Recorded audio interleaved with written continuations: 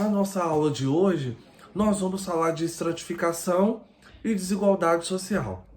Eu disponibilizei o link lá da curadoria, é um texto de leitura rápida, mas que vai trazer todos esses pontos aqui para vocês. Então vocês façam a leitura do texto de curadoria. Também temos um fórum, né? E o fórum ele fala o seguinte: vocês devem diferenciar os sistemas de estratificação.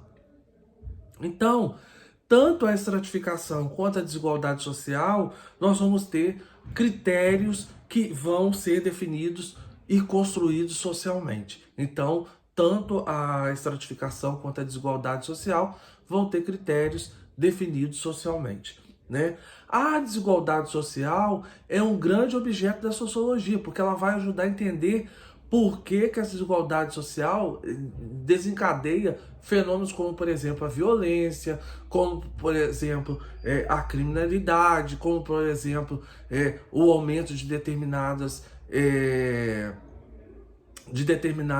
eventos dentro da cidade, né, que vão estar atrelada a essa distribuição desigual, né, em termos econômicos. Só que a gente quer enfatizar que não é somente a posição econômica, nós temos outros elementos que também vão contribuir nessa desigualdade social. Por exemplo, o gênero, né, feminino, masculino, a idade. Também nós vamos ter a idade como um ponto de geração de desigualdade social, porque nós temos no mercado de trabalho uma dificuldade de entrada de pessoas de idade menos avançada, né? Enquanto nós temos as pessoas mais velhas também tendo dificuldade de se manter no mercado de trabalho por causa de serem pessoas já de idade avançada. E também a crença, né? A crença religiosa, principalmente as minorias vão sofrer uma certa discriminação, e também a questão étnica. Então é muito importante a gente enfatizar que isso tudo vai gerar a estratificação social. Então o que é a estratificação social? É o conjunto de desigualdades que atinge diferentes sujeitos de uma determinada sociedade, né? Como que é essa desigualdade, né? Em termos de acesso a serviços educacionais, acesso a serviços de saúde, né? Acesso a serviços culturais, também por questões de periferização. Os pobres eles vão ocupar os lugares mais periféricos da cidade. Aí nós temos a formação da cidade dual, o centro rico e a periferia, né, com a localização mais de pessoas pobres. Então é muito importante a gente entender isso.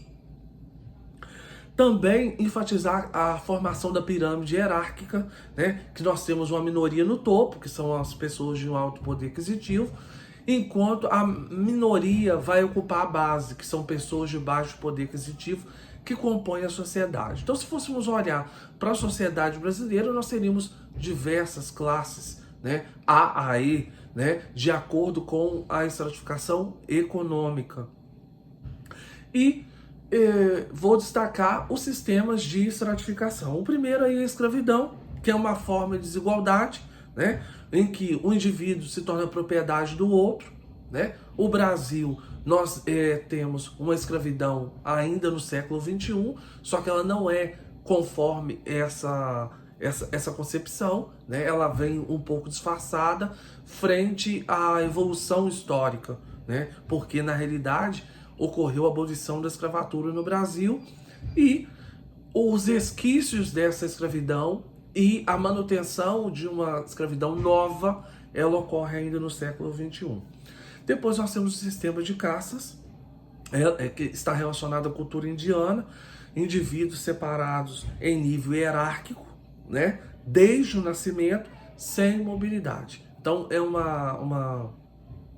um sistema muito pouco flexível, inflexível, né? Então é muito importante a gente poder entender isso também. Está relacionado com a crença na reencarnação, então tem todo um fator cultural e religioso por trás. Depois nós temos estamentos, que é uma forma de organização social, e aí eu te destaco como exemplo a sociedade feudal, em que havia obrigações específicas dependendo da sua posição dentro desse estamento. Então, é um exemplo para a gente poder entender, né, o que seria estamento, é a sociedade feudal.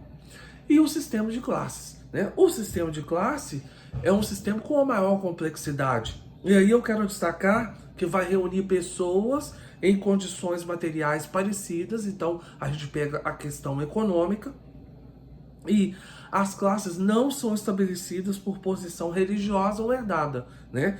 Porém, apresentam uma grande mobilidade. Então, se no sistema de classes nós não temos essa mobilidade, né, ela é bastante inflexível, já no sistema de classes nós temos essa mobilidade. O que significa isso?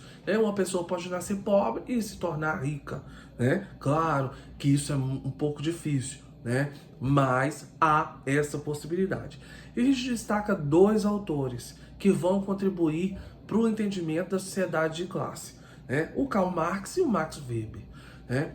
A sociedade capitalista é uma sociedade de classes, né? Em que nós vamos ter os donos dos meios de produção, essa elite que vai deter esses meios de produção e vai manter-se no poder por meio da manutenção do status quo, enquanto a maioria, né, o proletariado, vai vender a única forma de sobrevivência, que é a sua força de trabalho. Então, ou seja, a sociedade de classe ela é composta, né, os donos dos meios de produção, a elite, e do outro lado, o proletariado. Então é muito importante a gente poder entender como que essa sociedade de classe, né, ela se organiza, tá? Então, só para fechar, né, vocês devem diferenciar no fórum os sistemas de estratificação, a saber, escravidão, sistema de casta,